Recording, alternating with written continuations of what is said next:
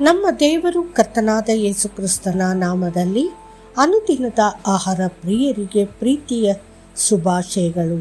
2025 ಜನವರಿ ತಿಂಗಳ 29ನೇ ತಾರೀಕಿನ ಬುಧವಾರದ ದೇವರ ವಾಕ್ಯವು, ಕೊನೆಯವರೆಗೂ, ಆದರೆ ಕೊನೆಯವರೆಗೂ ತಾಳುವವನೇ ರಕ್ಷಿಸಲ್ಪಡುವನು. ಮತ್ತಾಯ 10:22. ನಾವು ಕರ್ತನಲ್ಲಿ ನೆಲೆಗೊಂಡಿರುವುದು ಅತ್ಯಗತ್ಯ. ಕರ್ತನಲ್ಲಿ ನೆಲೆಗೊಂಡಿರುವುದು ಹೇಗೆ ಎಂಬುದರ ಕುರಿತು ಕರ್ತನು ಸತ್ಯವೇದದಲ್ಲಿ ಒಂದು ಸಂಪೂರ್ಣ ಅಧ್ಯಾಯವನ್ನು ಇರಿಸಿದ್ದಾನೆ. ಅದು ಯೋಹಾನನ ಸುವಾರ್ತೆಯ 15ನೆಯ ಅಧ್ಯಾಯ. ನನ್ನಲ್ಲಿ ನೆಲೆಗೊಂಡಿರಿ, ನಾನು ನಿಮ್ಮಲ್ಲಿ ನೆಲೆಗೊಂಡಿದ್ದೇನೆ. ಕೊಂಬೆಯು ಬಳ್ಳಿಯಲ್ಲಿ ನೆಲೆಗೊಂಡಿಲ್ಲದಿದ್ದರೆ ಹೇಗೆ ತನ್ನಷ್ಟಕ್ಕೆ ತಾನೇ ಫಲ ಕೊಡಲು ಸಾಧ್ಯವಿಲ್ಲವೋ, ಹಾಗೆಯೇ ನೀವು ನನ್ನಲ್ಲಿ ನೆಲೆಗೊಂಡಿಲ್ಲದಿದ್ದರೆ ನೀವು ಫಲ ಕೊಡಲು ಸಾಧ್ಯವಿಲ್ಲ. ಯೋಹಾನ 15:4. ನಾವು ಆತನಲ್ಲಿ ಎಷ್ಟು ಕಾಲ ನೆಲೆಗೊಂಡಿರಬೇಕು? ನಾವು ಕರ್ತನಲ್ಲಿ ಕೊನೆಯವರೆಗೂ ನೆಲೆಗೊಂಡಿರಬೇಕು. ಓಟದಲ್ಲಿ ಒಬ್ಬ ವ್ಯಕ್ತಿಯು ತುಂಬ ವೇಗವಾಗಿ ಓಡಿದರೂ ಅರ್ಧ ದಾರಿಯಲ್ಲಿ ನಿಂತರೂ ಅವನು ಸೋಲುತ್ತಾನೆ. ಕುಸ್ತಿ ಪಂದ್ಯದಲ್ಲಿ ಒಬ್ಬ ವ್ಯಕ್ತಿಯು ಆರಂಭಿಕ ಸುತ್ತುಗಳಲ್ಲಿ ಚೆನ್ನಾಗಿ ಹೋರಾಡಿದರೂ ಕೊನೆಯ ಸುತ್ತಿನಲ್ಲಿ ವಿಫಲನಾಗಿದ್ದರೂ ಅವನು ಇನ್ನೂ ಸೋತವನೇ. ಆದ್ದರಿಂದ ಕರ್ತನು ಹೇಳುತ್ತಾನೆ, ಸಾವಿನವರೆಗೂ ನಂಬಿಗಸ್ತರಾಗಿರಿ ಮತ್ತು ನಾನು ನಿಮಗೆ ಜೀವದ ಕಿರೀಟವನ್ನು ಕೊಡುವೆನು. ಪ್ರಕಟಣೆ 2:10. ಅಂತ್ಯವು ನಮ್ಮ ಮರಣ ಅಥವಾ ನಮ್ಮ ಕರ್ತನ ಆಗಮನವಾಗಿರಬಹುದು. ಆದರೆ ನಾವು ಕೊನೆಯವರೆಗೂ ಸಹಿಸಿಕೊಂಡರೆ ಮಾತ್ರ ನಾವು ಸ್ವರ್ಗದ ರಾಜ್ಯವನ್ನು ಪ್ರವೇಶಿಸಬಹುದು. ನಮ್ಮನ್ನು ಆಯಾಸಗೊಳಿಸಲು ಮತ್ತು ನಮ್ಮ ಹಾದಿಯಲ್ಲಿ ನಿಲ್ಲಿಸಲು ವಿರೋಧಿಯು ಕಠಿಣ ಹೋರಾಟವನ್ನು ಮಾಡುತ್ತಾನೆ. ಅವನು ಲೋಕ, ಮಾಂಸ ಮತ್ತು ಸೈತಾನನನ್ನು ಒಳಗೆ ತರುತ್ತಾನೆ.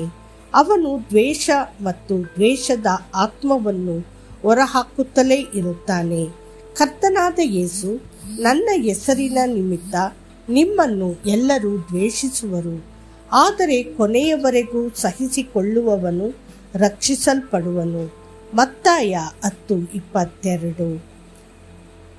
ಮತ್ತು ಧರ್ಮವು ಹೆಚ್ಚಾಗಿರುವುದರಿಂದ ಅನೇಕರ ಪ್ರೀತಿ ತಣ್ಣಗಾಗುತ್ತದೆ, ಆದರೆ ಕೊನೆಯವರೆಗೂ ಸಹಿಸಿಕೊಳ್ಳುವವನು ರಕ್ಷಿಸಲ್ಪಡುವನು.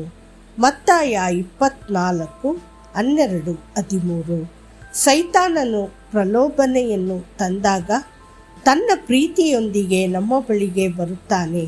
ಅವನ ಪ್ರೀತಿಯು ಕೊನೆಯವರೆಗೂ ಉಳಿಯುವ ಪ್ರೀತಿಯಾಗಿದೆ. ಲೋಕದಲ್ಲಿದ್ದ ತನ್ನವರನ್ನು ಆತನು ಪ್ರೀತಿಸಿದನು, ಕೊನೆಯವರೆಗೂ ಅವರನ್ನು ಪ್ರೀತಿಸಿದನು. ಯೋಹಾನ 13:1. ಕ್ರಿಸ್ತನಲ್ಲಿ ನೆಲೆಗೊಂಡಿರಿ ಮತ್ತು ಆತನ ಪ್ರೀತಿಯಲ್ಲಿ ನೆಲೆಗೊಂಡಿರಿ ಮತ್ತು ಆತನ ವಾಕ್ಯದಲ್ಲಿ ನೆಲೆಗೊಂಡಿರಿ.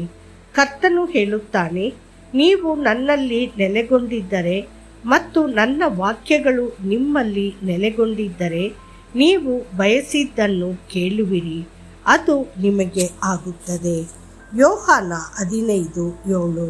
ನಾವು ಇನ್ನೂ ಒಂದು ವಿಷಯದಲ್ಲೇ ನೆಲೆಸಬೇಕು, ಅದು ದೇವರ ಅಭಿಷೇಕ ಮತ್ತು ಪವಿತ್ರಾತ್ಮನ ಅನ್ಯೋನ್ಯತೆ. ಸತ್ಯವೇದವು ಹೇಳುತ್ತದೆ, ಆದರೆ ನೀವು ಆತನಿಂದ ಪಡೆದ ಅಭಿಷೇಕವು ನಿಮ್ಮಲ್ಲಿ ನೆಲೆಗೊಂಡಿದೆ ಮತ್ತು ಯಾರೂ ನಿಮಗೆ ಕಲಿಸುವ ಅಗತ್ಯವಿಲ್ಲ.